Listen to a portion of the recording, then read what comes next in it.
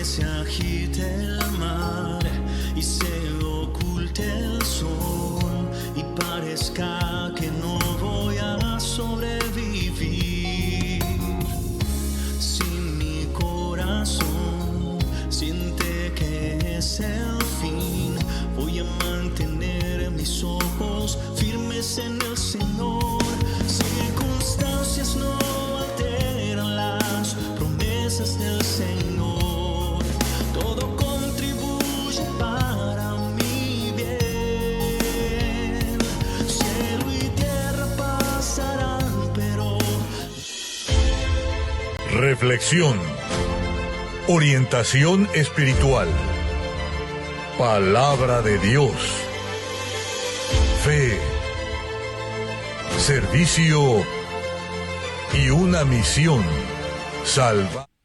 Hola, ¿qué tal? Este es su programa Obreros Cast y nuestra intención es llevarle a usted, obrero, obrera, evangelista, usted que anhela un día servir a Dios como obrero, llevarle siempre un tema, una orientación a respeito de nuestro servicio a la obra de Dios. E são sempre temas recorrentes, temas que obreiros enfrentam em algum momento. E hoje temos a Stephanie, ella que todavía é uma jovencita, mas que está servindo a Deus desde sua niñez. E neste período, obviamente, ella enfrentou lutas, problemas, dificuldades, e vamos conversar com ella sobre isto. Olá, Stephanie. ¿Qué Hola, tal? Obispo. ¿Todo bien aquí en la ¿Todo fe? bien? Entonces, decime una cosa. Bueno, háblanos un poco de ti. ¿Cuántos años tienes? ¿Desde cuándo estás en la iglesia? Yo presumo que naciste en la iglesia, ¿no? Sí, tengo 21 años y sí, nací en la iglesia. Desde mi niñez he estado acá. Exacto. Y bueno, este período en que tú estás en la iglesia, tú eres obrera hoy, sirviendo a Jesús como obrera, candidata al altar, ¿sí? Y también trabajando en la iglesia, ¿no? O sea, está todo el tiempo ocupada con las cosas de Dios. Mas ni siempre ha sido así, ¿no? O sea, durante un periodo de tu vida, en tu niñez, fuiste a la escuela, te involucraste con personas, con ambientes diferentes de la iglesia, tuviste tus experiencias. Cuéntanos un poco de esta parte. Entonces, mi vida en sí, desde mi niñez, aparentemente todo iba muy bien. Lo que empezó a pasar fue que en el 2015, en mayo, falleció mi abuela. Solo que a mí me habían dicho que mi abuela estaba mal y todo eso, y me dijeron, ore por ella. Cuando yo oré por ella, al otro día recibimos la noticia que ella había fallecido. Entonces, en ese momento yo me resentí con Dios porque yo no entendía los procesos y decía que por qué, si yo había orado, por qué mi abuela había fallecido. Y bueno, el chiste es que ya andaba un poquito mal y en ese mismo año, en octubre, recibimos la noticia de que mi abuelo había fallecido. Ahí fue como que ya no voy a orar, ya no quiero hablar con Dios porque parece que cuando yo hablo con Dios, mis oraciones no son respondidas. Y me quedé sin hablar con Dios durante 3 años. Iba a la iglesia, iba a las reuniones, pero nomás era como para cumplir una apariencia, una fachada. O sea, aparentemente todo bien alrededor. Yo iba a la iglesia, participaba de las reuniones, me quedaba en grupo A, B o C, pero dentro de mí no pasaba nada porque yo estaba resentida con Dios. Cuando iba a la reunión y el pastor decía, hable con Dios, yo quedaba callada porque yo pues no quería, no tenía ni qué hablar con Dios en ese momento, porque yo estaba muy enojada con Él. Y solo que al inicio, al parecer, nada, todo normal, pero con el tiempo se comenzó a ver los resultados de ese enfriamiento, de esa falta de relacionamiento con Dios. Porque en mi vida, con mis papás, la relación se empezó a hacer ya un poquito más difícil, ya era más rebelde, ya no me decían una cosa y yo quería hacer otra. No había relacionamiento con ellos, la verdad. No había como que un espacio de confianza. O sea, estaba ahí, pero yo no podía decirles nada porque no tenía esa confianza en ellos, porque yo sabía, como que por un lado sabía que me iban a decir, es que tú tienes que hablar más con Dios, tú tienes que orar, tú tienes que hacer tus cadenas, tus propósitos, y yo no lo quería hacer. Entonces empecé a tener muchos choques y principalmente con mi mamá. Yo la miraba como mi enemiga dentro de casa había muchos pleitos entre nosotros dos. Mi papá se tenía que meter entre las dos. Y era ese ambiente muy tenso, muy pesado. Y aparte tenía muchos resentimientos, no solamente con Dios, pero con personas que yo pensé que me habían hecho algún daño o habían hecho algún daño a mi familia. Y yo cargaba con eso. O sea, eran cosas que tal vez en el momento yo no entendía muy bien de por qué había pasado, cosas que habían sucedido, personas que habían hecho cosas en contra de mi familia. Y yo no lo miraba como que simplemente eran desiertos que a veces teníamos que pasar. Yo lo miraba como que esa persona quiso perjudicar a mi familia y yo lo odiaba. Lo odiaba en el sentido de que si algo pasaba con él, a mí no me importaba. Yo quería ver a esa persona mal porque sentí que nos había hecho daño a nosotros. Y entonces, junto al enfriamiento de mi razonamiento con Dios, que no hablaba con él, y aparte los resentimientos que yo tenía hacia las otras personas, y aparte los problemas que yo tenía en casa, mi mundo estaba como que desmoronando. Y aparte, a veces llegaba a casa después de ir a la reunión, después de pasar todo el día en la iglesia, llegaba a casa, me iba a bañar y nada más lloraba. Solo que yo no entendía por qué, porque según, o sea, había tenido un día tranquilo, estaba dentro de la iglesia, pero me sentía vacía por dentro. Y nada más lloraba y era como que mi manera de desahogarme. Y en ese entonces conocí a una esposa y ella me empezó a ayudar. Pero era difícil porque como ya tenía como que ya tantas cargas y como que ya me había acariñado con mis problemas, como cuando me decía, por ejemplo, tienes que perdonar. Yo no quería perdonar porque yo decía, esa persona no merece mi perdón. Y ella me dijo una cosa que me quedó marcada porque me dijo, mira, si tú no perdonas, si esa persona se arrepiente y muere el día de mañana y llega al cielo, ella va a ser salva. Y tú, por no perdonarla, vas a ir al infierno. Y yo así como de, pero eso no es justo. O sea, la persona que me hizo daño fue esa persona, no fui yo, ¿no? Y ella me dice, sí, pero eso de tener resentimiento, el odio, el coraje, es como un veneno que te estás tomando esperando que la otra persona se muera. Y dije, ok, está bien. Entonces empecé a trabajar en eso. Yo me acuerdo que hasta escribí una carta para esa persona. Nunca se la llegué a mandar, pero escribí y dije todo lo que yo pensaba. Y pero fue una carta sin filtros. O sea, ahí puse todo como realmente lo pensaba. Le dije que se me hacía injusto lo que había hecho y le fui explicando todo. Y después que escribí esa carta me sentí más leve, ya más tranquila, y ahí ya empezó los procesos. Comencé a pedir perdón a mis papás porque les había fallado, había sido una niña muy grosera, muy desrespetuosa con ellos. Y también le tuve que pedir perdón a Dios porque yo, como le estaba diciendo, quedé 3 años sin hablar con él. O sea, literal como que llevaba las cosas de Dios como en broma, sin darle el debido valor. Y ahí fue cuando ya empezó a mejorar mi relacionamiento con Dios, pero aún no había una transformación. También había una cosa dentro de mí que a mí me molestaba mucho cuando alguien me decía que si yo quería servir a Dios. Porque en mi cabeza, como yo estaba desde mi niñez en la iglesia, yo decía, pues yo ya sirvo a Dios. Tu papá es pastor. Mi papá es pastor. Sí. Entonces, como que ser obrero para mí o ser esposa de pastor para mí era como que sacrificar algo a más. Y según yo pensaba que yo ya había sacrificado toda mi vida. Entonces dije, ya sacrifiqué toda mi vida. Aparte voy a sacrificar más porque obviamente el hecho de mi papá ser pastor y así, eso fue algo que ellos eligieron para ellos. No fue algo que yo elegí para mí. Pero por ende, por nacer en esta familia, pues como que fui, no es la palabra correcta, pero como que obligada a vivir el sacrificio de ellos, la elección que ellos tuvieron. Que la verdad es un sacrificio que trae mucho beneficio, o sea, es una bendición realmente hoy en día, pero en ese momento yo no lo miraba así. Y entonces cuando me decían, tú quieres ser obrera, porque pues obviamente todo el mundo piensa, su papá es pastor, ella también quiere servir a Dios. Luego, obviamente, tú tienes que ser obrera, ¿no? Exactamente. O sea, había este cobro de la gente te cobraba esto, ¿no? Sí. Y una cosa importante, tú comenzaste mencionando, o sea, la pérdida de tus abuelos, que fue lo que te impactó muchísimo y desencadenó como que esta caída espiritual, ¿no? ¿Y a qué edad tenías? ¿Qué edad tenías en esta época? Tenía 13 años. 13 años, 13 años. ya era adolescente. Y hasta ahí, aparentemente, todo marchaba bien. Sí, todo bien, o sea, hacía parte de Tú ibas a la CPG, iglesia, participaba ajá. del TPG, no eras obrera todavía. No, todavía no.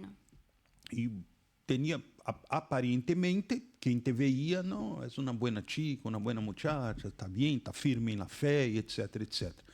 Viene la muerte de tus abuelos. O sea, te quedaste amargada con Dios, así por decir, ¿no? Porque querías que los dos no se fueran, y se fueron. O sea, no entendiste lo que pasó.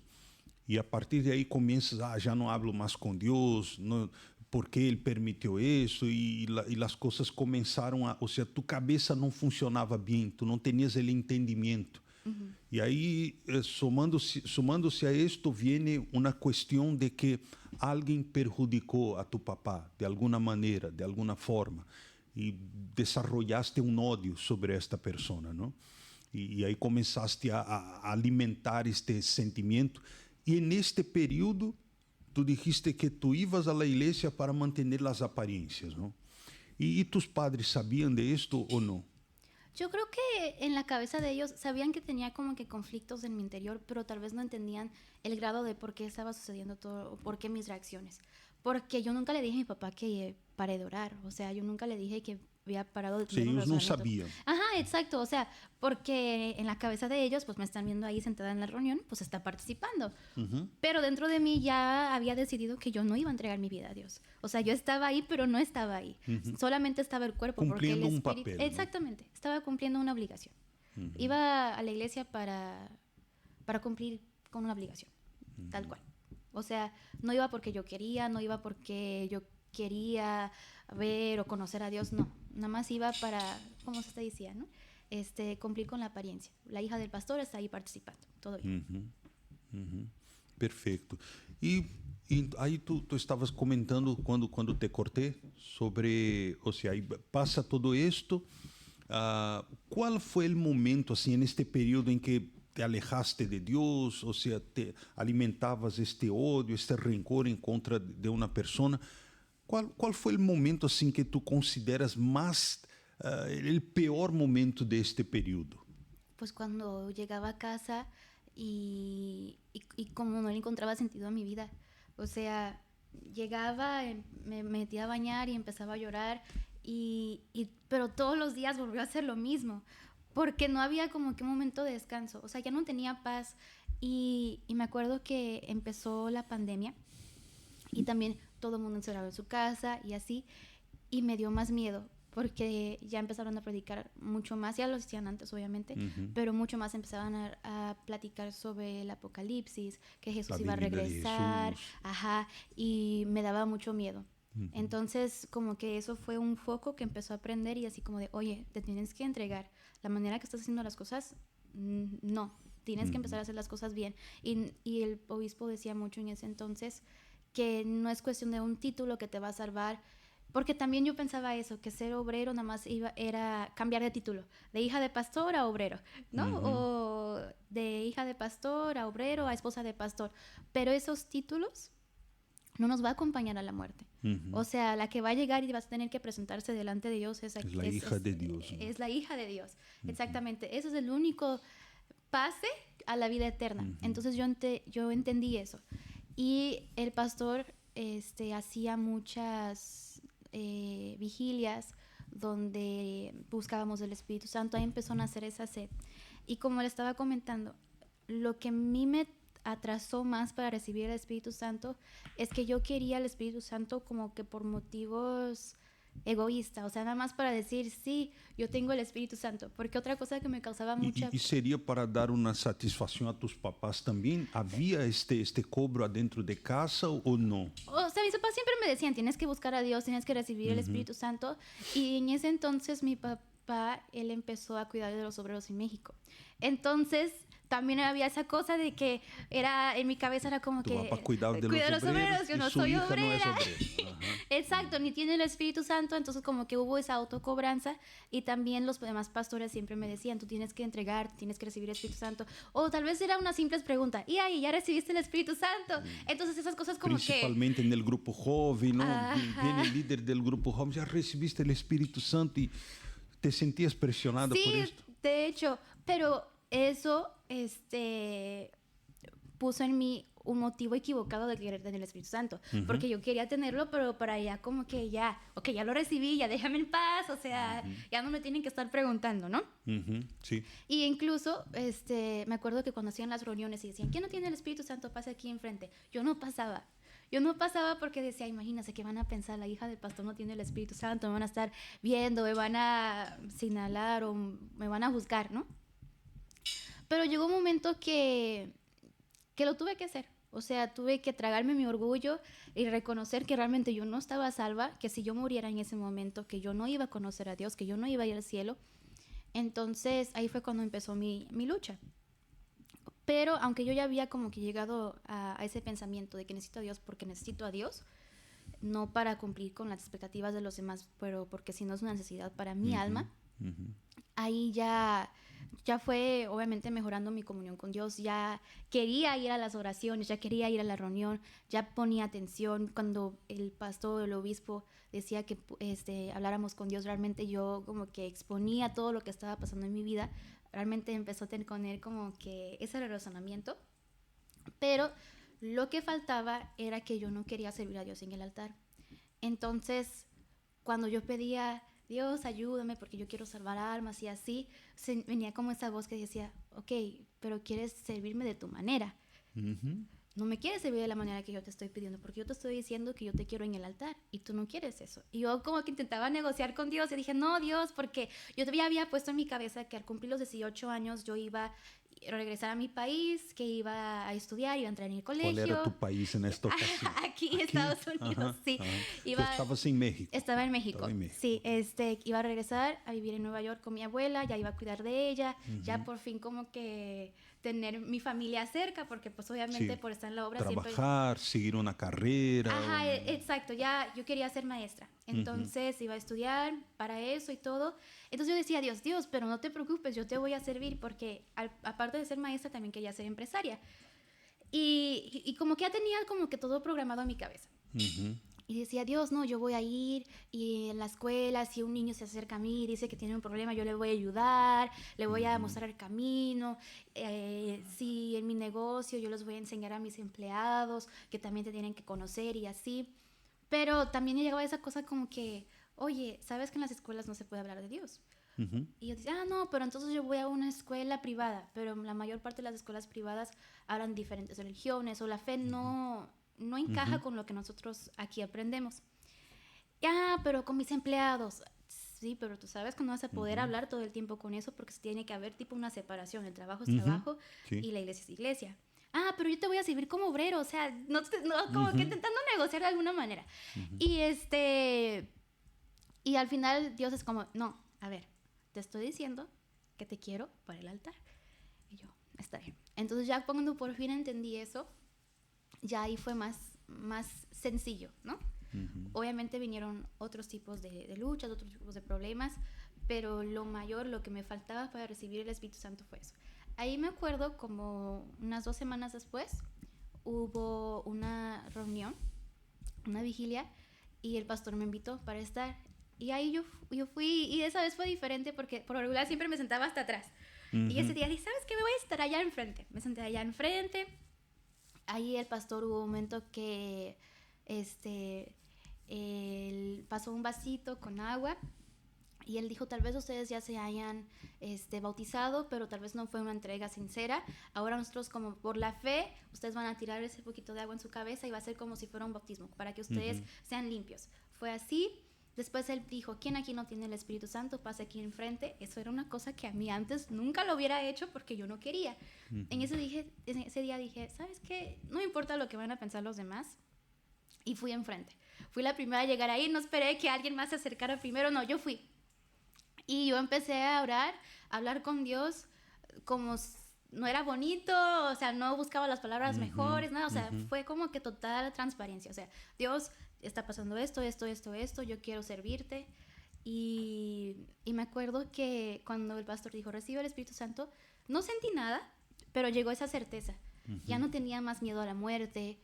Ese día quedó marcado, porque ya no tenía más resentimientos, por fin entendí que el fallecimiento de mis abuelos era algo natural, que todo el mundo va a tener que pasar por eso en algún momento, y no es porque uno diga las cosas o pida a Dios las cosas de la manera que Dios uno es quiere. obligado a complacernos, Exactamente. ¿no? O sea, no, así no funcionan las cosas, no es el Yo quiero esto y Dios tiene que darnos, ¿no? Exacto, o sea, no tiene mucho lógica que a veces pensamos que lo que yo pida, o sea, como los deseos, ¿no? Yo deseo esto, y Él me lo tiene que cumplir. No, no es así. O sea, como que ya todo empezó a agarrar sentido, y ya por fin nació en mí ese deseo de salvar almas, de ganar almas, y no de manera obligada como antes lo miraba, Sí. ¿no? O sea, Que no era realmente- obrigado por tus papás ni por nadie, mas No, tú era una traías autocobranza. una autocobranza, una Sí. obligación de mantener las apariencias, ¿no? Yo creo que cuando alguien está mal, todo lo que le dicen, no importa la manera que lo digan, lo ve mal. Sí. Entonces, por más que me lo decían de manera tan pura, como de, ya recibiste el Espíritu Santo, porque pues obviamente la uno- alegría sí. de nosotros es Sí. ver que alguien conozca a Dios, Exacto, ¿no? exacto. Y nosotros así y yo en mi cabeza era, ay, otra vez me va a Qué preguntar. fastidio, ¿no? Ajá, exacto. Ay. Pero ya después no vi las cosas de la manera que es, o sea, ya no era una ciega espiritualmente hablando, ¿no? Ujú. Y a partir de ese momento todo empezó a cambiar, ya quería estar todo en la iglesia, realmente iba a hasta el día de hoy, voy a las reuniones y no es un fastidio, es una alegría de que, ay, ¿qué va a enseñar hoy el obispo? ¿Qué va a decir hoy el pastor? Ay, ya, como que ya quiero que sea el momento de la oración porque tengo tantas cosas para decirle a Dios. O sea, es chistoso porque hasta hoy en día como que, por ejemplo, llego al trabajo, la primera cosa que hago, voy al altar, hago mi oración. Y luego me toca, no sé, grabar un programa o lo que sea que tengo que hacer. Ok, voy a orar con Dios, voy a consultar a Dios. Hay que hacer tal cosa, ok, voy a primero hablar con Dios. Ya no es, y no es porque alguien te dice que lo tienes que hacer, pero simplemente es como que Natural. ahora Él es mi compañero, entonces a Él es el que yo tengo que decirle, Dios, ayúdame, ¿qué es lo que tú quieras que yo haga? Porque al final, antes yo vivía para mí, antes mis propósitos, todo lo que yo quería hacer era para que yo disfrutara. Ahora no, ahora lo que yo quiero hacer, lo que yo quiero vivir es para que Él sea glorificado. Sí. Y es lo que ha cambiado. Antes Y vivía tus planes, ¿no? Sí. Hoy tú vives los planes de Dios, hoy ¿no? vivo los planes de Dios. Y yo agradezco mucho a Dios que, aunque fue un proceso largo en mi cabeza, pero yo conocí a Dios a los 17 años y ahora ya tengo 21. Entonces, estos últimos años ha sido muy diferente y empiezo a comparar mi vida. Tal vez yo no tenga como que esa supuesta libertad que el mundo allá afuera ofrece, ¿no? Porque dice, no, eres joven, puedes hacer A, B y C, el viernes en la noche, pasarte el fin de semana fuera de tu casa. No te hace falta No eso. me hace falta nada de eso. O sea, la verdad es que nada más en pensar esas cosas como que me da flojera. Como que no me atrae. Imagínate, no pasar la noche fuera, No. tomando. O que pues, lo que me atrae es una vigilia, o sea, vamos a estar toda la madrugada llorando con Dios. Ahí sí, estoy animada y quiero ir, ¿no? Lo que a mí me impulsa todos los días para quedar bien para vivir la vida es Dios, es tener esa certeza de que el día de mañana, cuando yo me presente delante de Dios, Él va a decir, pase, yo te conozco, eres mi hija. Y eso es mi alegría. Mi alegría no son las cosas que podemos tener aquí en la tierra, porque sabemos que todo lo que tenemos aquí en la tierra va a pasar.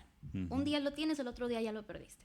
Entonces, pero una cosa que si nosotros tenemos y luchamos día tras día para alcanzarlo es nuestra salvación, ¿no? Porque también no es como que ya conocí a Dios, ya listo, trabajo, déjeme Se acabó. relajo. No. Todos Por lo los días contrario, hay que ir sí. alimentando eso, ¿no? Exacto. Es una alimentación, así como nuestro cuerpo, ¿no? Necesita de agua, de alimento, también nuestro alimento, o sea, nuestro relacionamiento con Dios a diario, como tú dijiste, todo lo que vas a hacer, hablas con Dios, consúltale a Él, pregúntale o dale gracias, etc.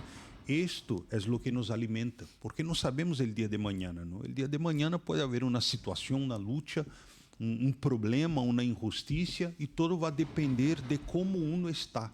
Se uno está alimentado, uno va a pasar por eso y, no, gracias a Dios, algo grande está en camino, ¿no? Algo viene, ¿no? Entonces, si uno no está alimentado, uno va a decir, mas ¿cómo puede? Yo no entiendo esto, es una injusticia, y etcétera, etcétera.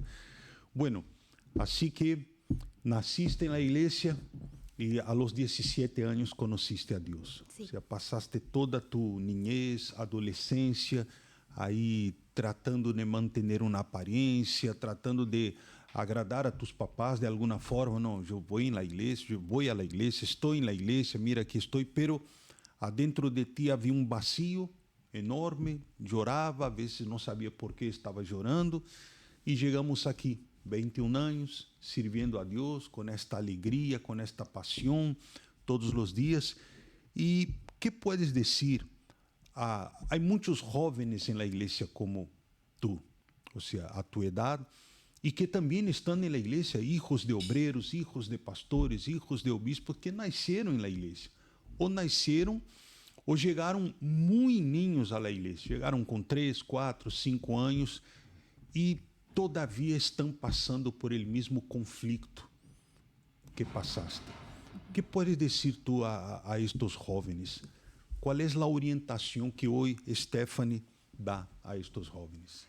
Pues yo le diría a estos jóvenes que siguen con esos conflictos en su interior, de que andan ahí negociando con Dios, de que, ay no, yo quiero ir de mi manera, pero también quiero tenerte, que la mayor cosa, lo mejor que tú puedes hacer para tu vida es entregarte totalmente a Dios. Porque cuando yo me entrego totalmente a Dios, entonces es como las matemáticas, ¿no? Cuando yo tengo a Dios, Dios está conmigo. O sea, no existe una separación. Cuando yo estoy con Dios, Dios está conmigo. Y a veces es difícil porque vivimos también en un mundo rodeado de personas que dicen que A, B o C es una mejor opción. No, la única opción, lo único que nos va a salvar, porque no hay título, no hay nada que nos pueda salvar, es Dios. Dios es la garantía de que mi vida va a ser una bendición. No importe las luchas que yo esté pasando, no importa el lugar que yo esté, no importa las circunstancias, simplemente al tener Dios a mi lado, yo voy a vencer todo. Entonces es la mejor elección. Y realmente una cosa también que quisiera decir es como que a veces tenemos pena porque decimos, no, es que se supone que yo ya debería de conocer a Dios, o yo soy hijo de obrero, soy hijo de pastor, y nos da pena de pedir ayuda. Pedir ayuda no es señal de fragilidad, debilidad. Ajá. No. Por lo contrario. Pedir ayuda es algo de valientes. Por lo contrario, exactamente. Hay que tener mucho valor muchas veces para pedir ayuda. Uno tiene que ser fuerte para decir, necesito ayuda. Sí, y es mucho más sencillo así, porque a veces nosotros solo no podemos. Hay cosas que nosotros, por más que tenemos mucho entendimiento, necesitamos de alguien que nos apoye por ese proceso. Y en ese caso yo encontré esa ayuda en una esposa que era para mí como que una referencia, y ella fue la que me enseñó y me fue mostrando el camino, ¿no? Y ahí hay que encontrar siempre a esa persona que nos sí. pasa esa confianza. Saber reconocer, ¿no? Porque a veces esta persona está a nuestro lado y nosotros no reconocemos. O sea, ella está siempre hablando y hablando y hablando, y a veces no conseguimos ver que esta persona está ahí siendo usada por Dios de alguna maneira. Não podemos oír. Mas quando, ou seja, em tu caso, vino uma situação que foi a pandemia, e Deus de alguma maneira se utilizou de este evento para despertar-te, não? O sea, com este jovem, alguma coisa vai acontecer, algo vai acontecer, permitido por Deus, para que ele se vuelva para ele. Lo que uno não pode é permitir que isto se passe, não? Está passando, não, mas não é nada, não é nada. Bueno, muchas gracias, Stephanie. Llegamos al final de nuestra participación y como siempre finalizamos con la orientación bíblica, la orientación de la palabra de Dios. Y el versículo de hoy, que está en Eclesiastes, vamos ver si es posible poner aquí en la pantalla, Eclesiastes 2:1, que dice así: acuérdate pues de tu Creador en los días de tu juventud, antes que vengan los días malos e se acerquem os anos em que digas, não tenho em ellos placer. Assim que usted, jovem, que nos escute, usted, hijo de pastor, hijo de obreiro, hijo de obispo, usted que, como Stephanie, em muitos momentos va à igreja para complacer a seus papás, para não ter problemas em casa, para não ter que ouvir. E, de alguma maneira, você também recebe esta cobrança dentro da igreja. E a los muchachos, não? E já eres pastor, quando vas a ser pastor? Mira tu papá. Ou então, a la muchacha, te vas a casar com pastor? Não que isto seja uma obrigação. Não, obviamente que não. Nem todos são chamados para ser pastor ou esposa de pastor. Não, não há. Mas, no caso de Stephanie, ella tinha este chamado, verdade? Só que huías, querias negociar. Não, Deus, eu posso servir-te mais assim, eu posso fazer isso, posso fazer aquilo. Hasta que um dia Deus te dijo claramente, não. Que estás negociando aí não, con não Dios. é a tu maneira. Não é como tu queres, sino como eu quero.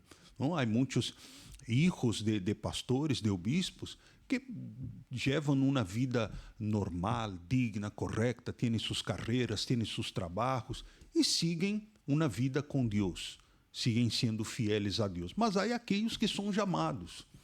E quando recebemos este chamado, não podemos negá-lo. Então, busque a Deus, como diz o texto sagrado, busca a tu Criador em los dias de tu juventude. Este foi nosso Obreros Cast en el día de hoy. Que Dios los bendiga. Tenemos un encuentro marcado siempre los viernes a las 6 de la tarde, horario de Los Ángeles.